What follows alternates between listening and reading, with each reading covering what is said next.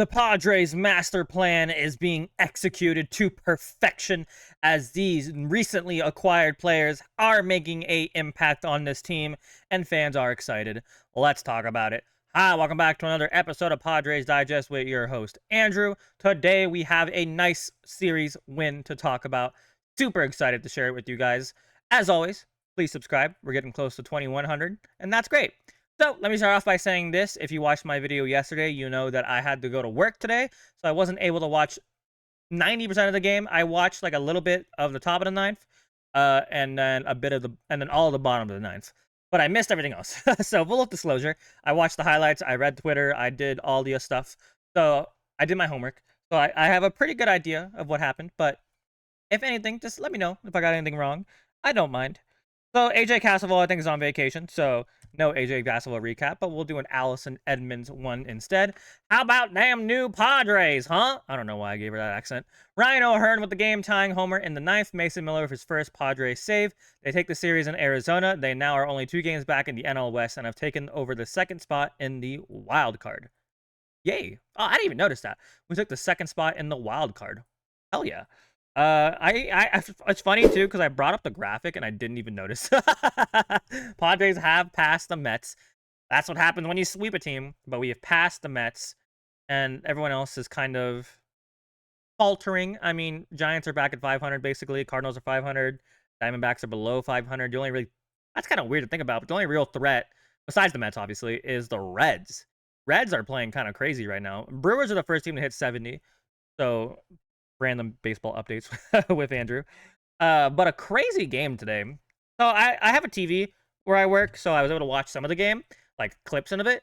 And I saw that our offense, and this is like a thing that's been happening for a while now, we can't score against starting pitching, is what I've noticed. Like, not sometimes we can, don't get me wrong, but this whole series, we've only been able to hit the D-backs bullpen, which is very poor, right? They're a very poor bullpen. So I don't know if I can really say our offense has been great this series if we're playing well against poor pitchers. Like, obviously, we should be hitting against poor pitchers. Don't get me wrong. I'm not saying that, like, it's a bad thing to hit off poor pitchers. But, like, when we start playing really good teams with really good bullpens, like the Mets, for example, like, obviously, we played them before they upgraded. But my point being, if we face the Mets again and we can't score against their starters and then they bring out some dogs, like, are we going to be okay? Not to sound negative to start off, like this, I want this to be a positive video, but I want to put that out into the planet, right? But the Padres saw contributions from Mason Miller, Ramon Laureano, Ryan O'Hearn, Nestor Cortez, and Freddie Fermin tonight. They do not win this game without the deadline additions. What a team the Padres are once again going for it.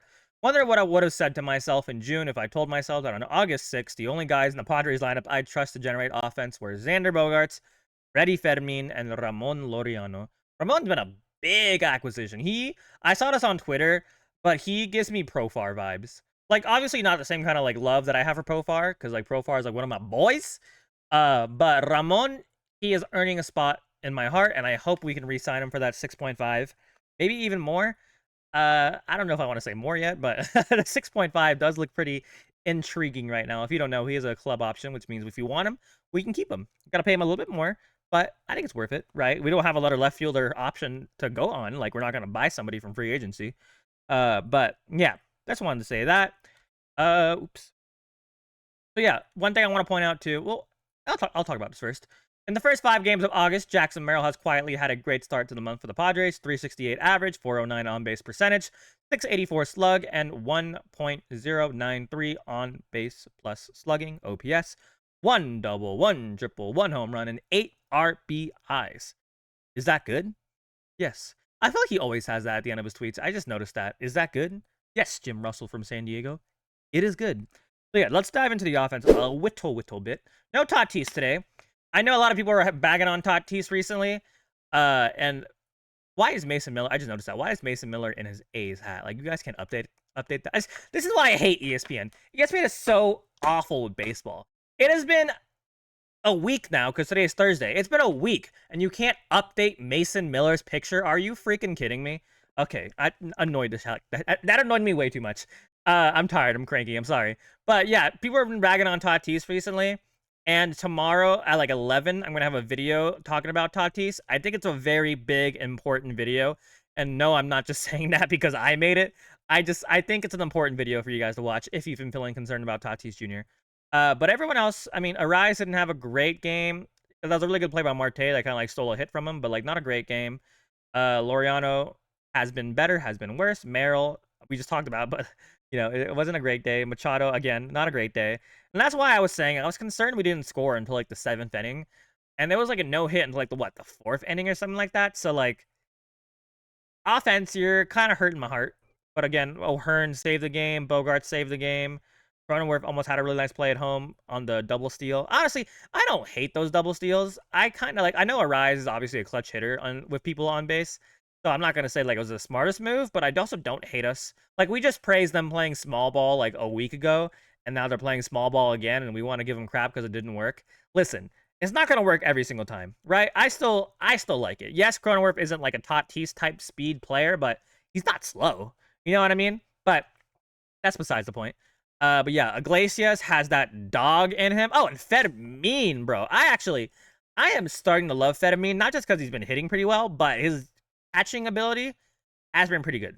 And pretty good's a little bit of an understatement. Like he has been a dog, and I've actually warmed up to Fedamine.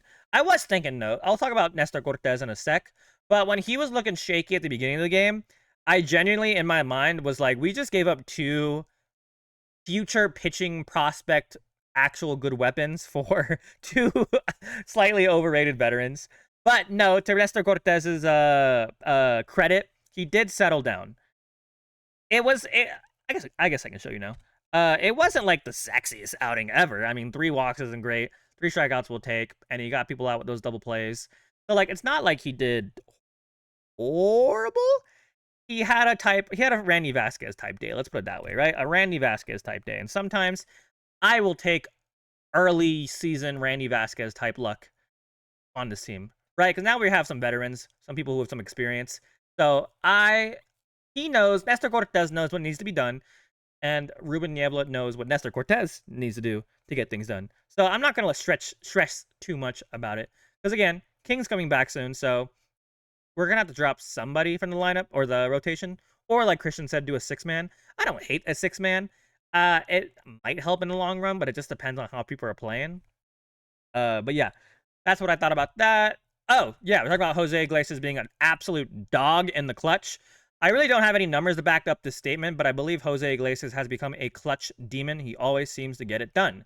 And of course, our favorite people, letters to AJ, got you. High leverage, 44 games, 58 plate appearances. He has a 367 batting average, 429 slug, 429 on-base percentage. So on high leverage things, he's doing real good. Medium leverage, low leverage, that's not as important, but high leverage, meaning he's pretty clutch. He's pretty clutch.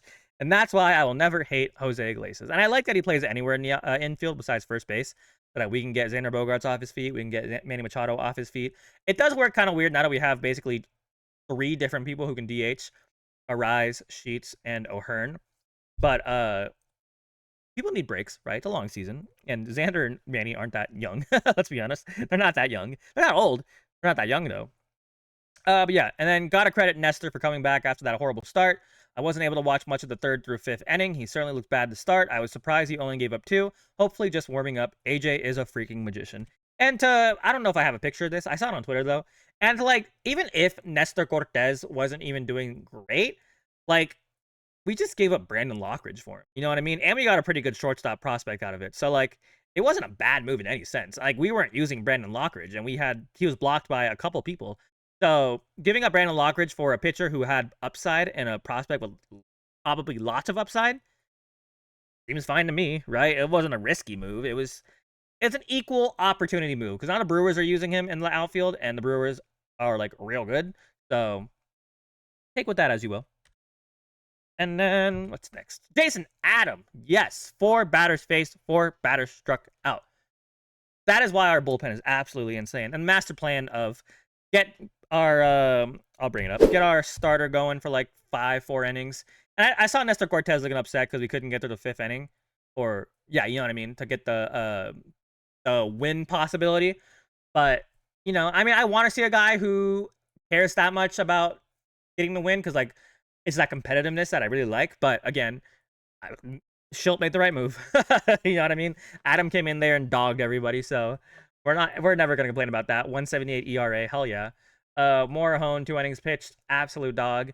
Mason Miller, obviously 3 strikeouts is good.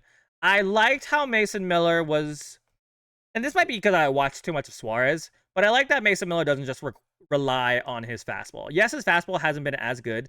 I actually saw a thread about why Mason Miller hasn't looked as good this year as he did last couple of years. I don't know if you want to see a video on that because he's still kind of new, right? So he could just be pitching better, and I don't want to like jump the gun on like he's playing worse than usual. But if you want it, I can make it. But my point being is that I like that he incorporates that really nasty slider instead of just throwing 100 mile per hour, 100 mile per hour, 100 mile per hour fastballs. Like he can switch things up, unlike Suarez. Well, Suarez can, but it's not as good, right? His changeup's not bad. It's getting better, but it's not great, right? His thing is that he has really good fastball movement, which is weird to think about because when you think of fastball, you think of straight line, right? But no, it's a little different for Robert Suarez. Obviously, again, just a fastball and a changeup, but I'm just like I'm saying, I'm just glad Mason Miller doesn't just throw fastballs, just to throw fastballs. But yeah. Today, Dodgers lost, Mets lost, Reds lost. Huge game tonight for the Padres. Come on. And like I showed you on this, we are currently 2 games back from the Dodgers.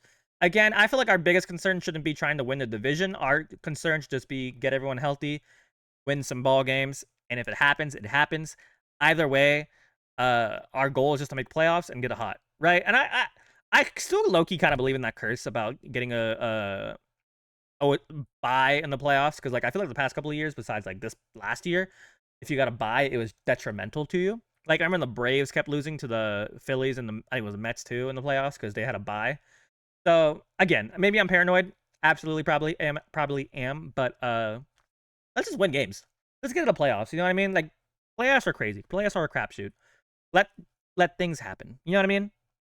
And then finally, just wrapping up with Red Sox stuff. Friday, Nick Pivetta. Saturday, Michael King. Scheduled. We'll see how that goes. And then Sunday, Dylan Cease. I don't know exactly who we're going to bring down from Michael King. I think it's going to be David Morgan, to be honest. I don't know why he would send. I don't think they can send anyone else down besides like Sean Reynolds, but I think we've just used David Morgan a lot recently. Not that I want him to go down because he's a dog, right? He's like a 1.86 ERA, but I don't want to like blow out his arm. You know what I mean? And Sean Reynolds has been filthy, right? Sean Reynolds is really good. He's not like he's bad.